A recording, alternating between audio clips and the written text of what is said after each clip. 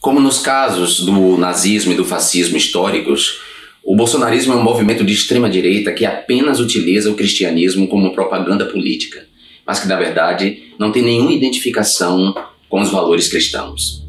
Eu já explico.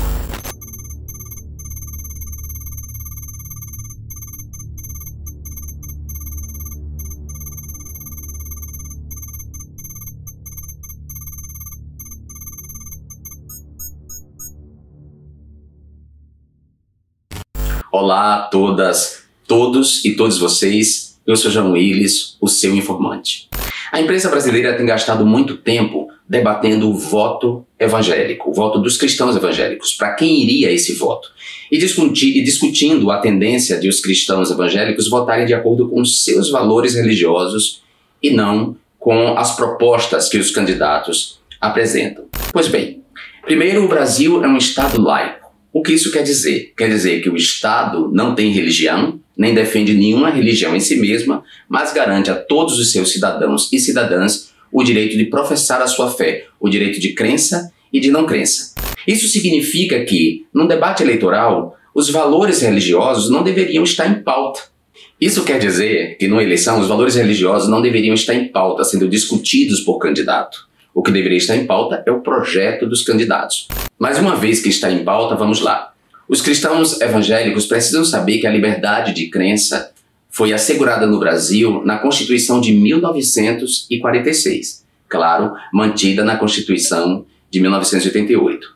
E quem garantiu a liberdade de crença em 1946 foi o deputado constituinte Jorge Amado, que era ateu e comunista. Ou seja, apesar de ateu e comunista, Jorge Amado garantiu um dispositivo na Constituição que dava a todos os religiosos do Brasil, garantia a todos os religiosos do Brasil a sua liberdade de crença. As religiões de matriz africana foram beneficiadas, mas, sobretudo, os cristãos evangélicos foram beneficiados por essa proposta de Jorge Amado na Constituição de 1946. Portanto, assim como os evangélicos gostam da liberdade de crer no seu Deus e fazer os seus cultos, os evangélicos também devem respeitar a liberdade de crença dos outros.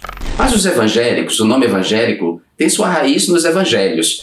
Cristãos evangélicos são aqueles que creem nos evangelhos, mas também nas cartas do apóstolo Paulo. E os evangelhos, tanto o evangelho de Lucas, Mateus, Marcos, João, quanto as cartas de Paulo, estão cheias de referências contra a ganância e a favor dos pobres. Bom, Bolsonaro fez um governo que beneficiou os ricos, fez com que os ricos ficassem mais ricos. Fez um governo que acabou com as leis trabalhistas, que precarizou o trabalho. Bolsonaro fez um governo que manejou a Covid-19 de forma a matar mais pobres. São 700 mil pessoas mortas, a maioria trabalhadores pobres.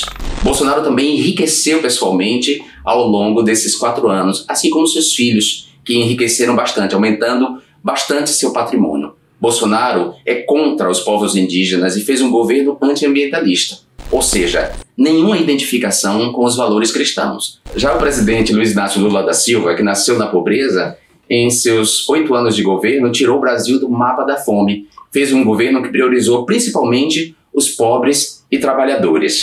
Ou seja, se comparamos Bolsonaro e Lula, podemos ver que quem mais está de acordo com os valores cristãos é Lula.